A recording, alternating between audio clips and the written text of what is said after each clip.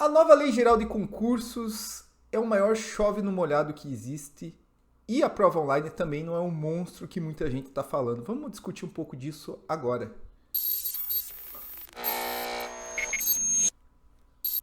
Fala, concurseiro! Meu nome é Guilherme Guimarães, eu sou especialista em concursos, aprovado em 7 concursos e acompanhei muito de perto a aprovação dessa nova Lei Geral de Concursos. Tive a oportunidade até de ter uma reunião com um dos relatores lá na Câmara dos Deputados dessa lei, o deputado Eduardo Cury. Tive essa reunião aí com um dos assessores, na verdade, dele, que ele me explicou muito o projeto, explicou toda a tramitação. E na época já estava se falando dessa lei, então eu acompanhei, eu fiz uma live na época sobre a lei que estava tramitando lá na Câmara dos Deputados, que teve poucas modificações, é importante que se diga. Pessoal, e eu queria fazer um convite para você ser membro desse canal. Pessoal, nós temos muitas coisas legais. Você tem acesso ao curso Método Volts Pocket. O que é? São aulas bem curtinhas, com alguns princípios, para você já aplicar hoje mesmo no seu estudo. Um curso que vai custar muito barato, porque é R$ 7,99 para você ser membro.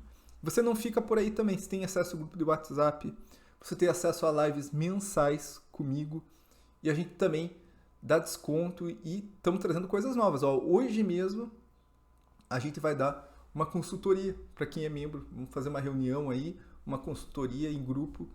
Então, vira membro agora mesmo, entra nos grupos lá, tá tudo descrito lá na aba comunidade e é isso daí, te encontro lá.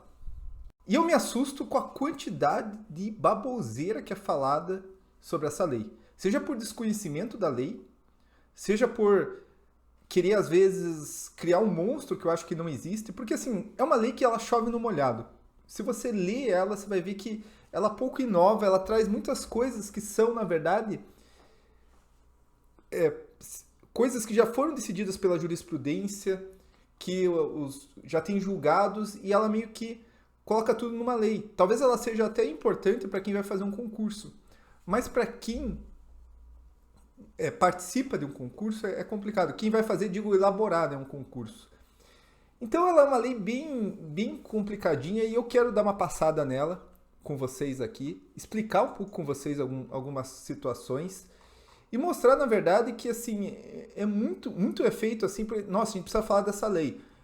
O que ela muda? Que prova online. Então vamos falar, vai vir prova online. Mas não é bem assim que vai vir, tá? Então, eu vou pegar aqui o artigo 8º dela, eu tô com ela aqui, vou pegar o artigo 8º dela e eu vou ler para vocês sobre prova online. Porque muita gente fala, não, vai ter prova online, mas não é bem assim, demora. Primeira questão, essa lei ela não se aplica agora, ela entra em vigor, ou seja, ela vai ter uma obrigação de cumprimento, né, a famosa vigência, em 1º de janeiro de 2029. Se você quer antecipar, você até pode antecipar a obrigatoriedade a ela e tal, você fala, não, eu quero aplicar essa lei nesse concurso.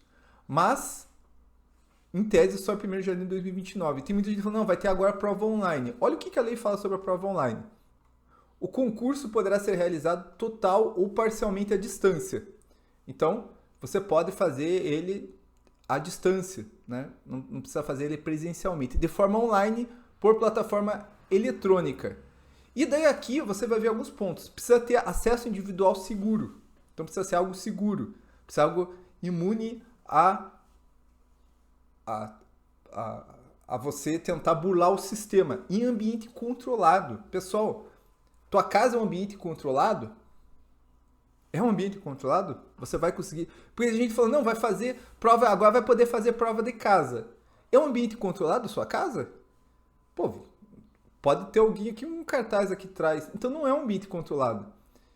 E não é só isso que ele coloca. Desde que garantida a igualdade de acesso às ferramentas e aos dispositivos de ambiente virtual. Você precisa ter igualdade de acesso à ferramenta e dispositivo do ambiente virtual. Será que eles vão permitir 2 pessoas, uma com a internet de 1 mega e outra com a internet de 100? Isso é a igualdade de acesso? Será que alguém não vai estar saindo ganhando? Então, assim, veja... Eu estou fazendo uma simples leitura, Guilherme, eu não entendo assim, beleza, mas veja, ele está falando que o ambiente precisa ser controlado, que tem que ter igualdade de acesso, que você precisa ter tanto igualdade de acesso às ferramentas como aos dispositivos de ambiente virtual. Eu tenho um computador fraco. Será que eu vou poder controlar, vou poder ter igualdade de acesso a alguém que tem um computador rápido? Então, assim, veja, muita gente quer fazer tempestade em copo d'água por um dispositivo que está colocando vários requisitos que, para mim, hoje, torna bem difícil aplicar isso. Bem difícil mesmo.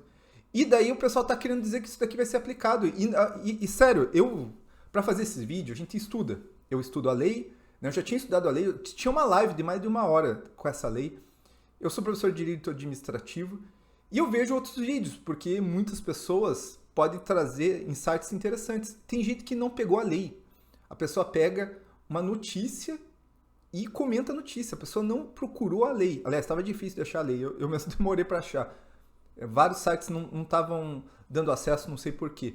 Mas o pessoal não lê a lei. Daí coloca parágrafo único. Ó, a aplicação do dispositivo do disposto nesse artigo depende de regulamentação. Ou seja, vai demorar 4 anos para essa lei entrar em vigor.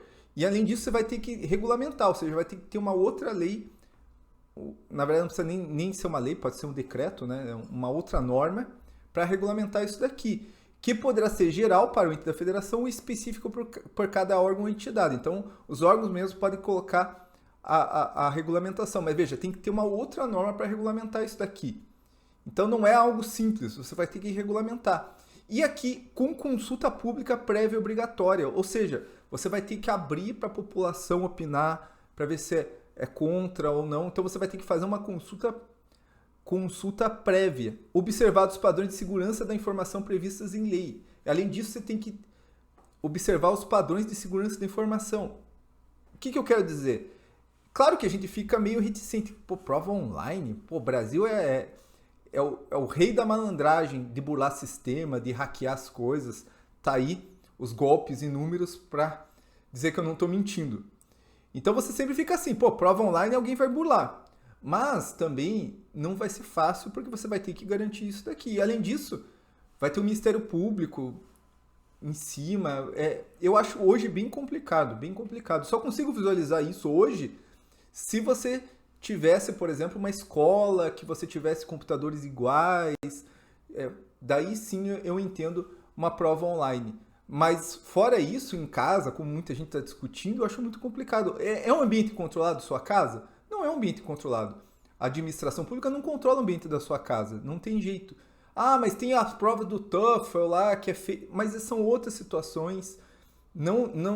Elas não vão ser regulamentadas por essa lei. Então, esse daqui é só um exemplo. Veja, vou falar um pouco de outras questões da lei. Vou falar bem por cima, porque assim, não quero fazer aqui uma análise jurídica e profunda da lei, mas quero trazer alguns pontos para provar, primeiro, que essa lei chove no molhado, segundo, nós perdemos uma grande oportunidade. Tá?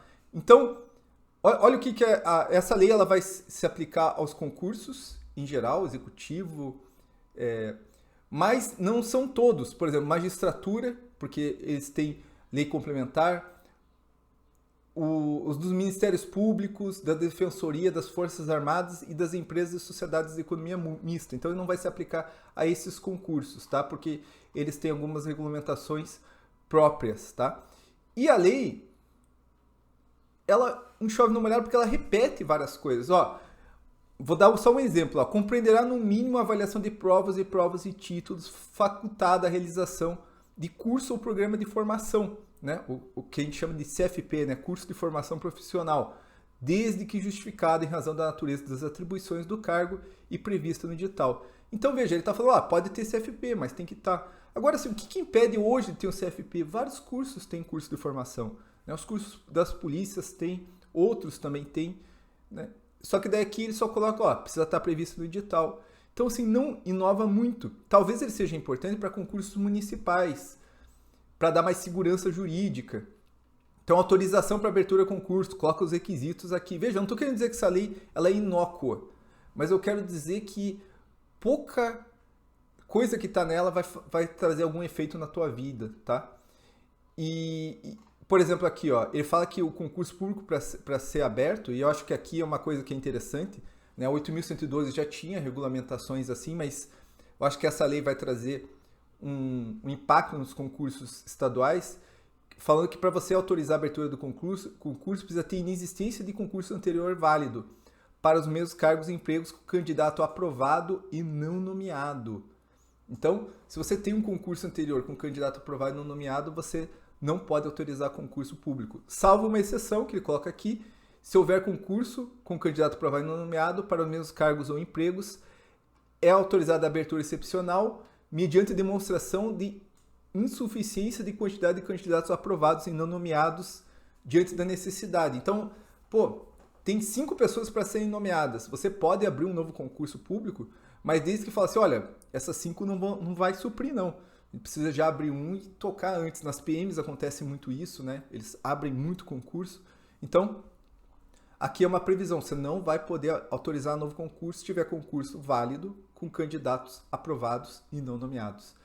E daqui ele tem uma questão de planejamento, como que deve ser. Até ele coloca aqui como que a comissão organizadora deve ser composta. Então isso daqui é um impacto interessante. Mas muitas coisas são chovendo molhado. Tipo, compete a comissão planejar quais são... São coisas que hoje já existem, né? Que já acontecem. O que eu acho que foi uma perda de oportunidade desse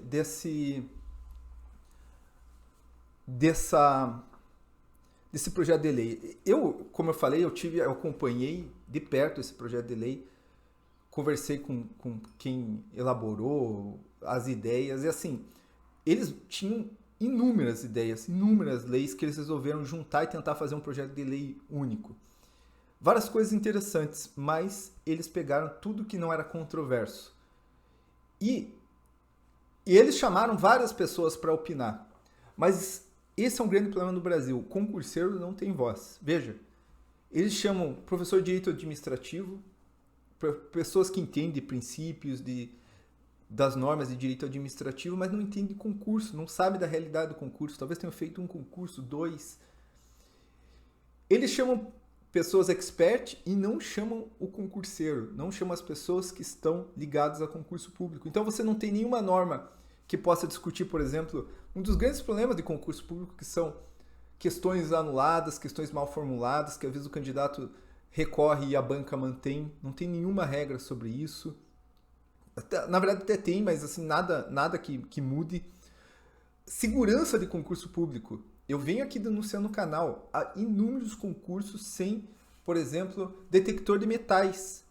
Ou se tem detector de metais, eles só passam quem vai ao banheiro. Eu denunciei isso na Polícia de São Paulo. Teve pessoas que burlaram a parte da manhã, conseguiram burlar usando escuta, e na parte da tarde que eles foram pegos. Simplesmente porque não foram no banheiro. Só foram pegos porque algum candidato falou, acho que está ouvindo o barulho dali, ó. E daí foram lá e realmente ele estava com uma escuta. Não tem nenhuma norma de segurança. Outra coisa que poderia ter estipulado, treinamento de fiscal. Eu já fui fiscal, eu acompanho concursos, os fiscais têm sérios problemas, eles não são preparados, muitas vezes sabem muito menos que os candidatos.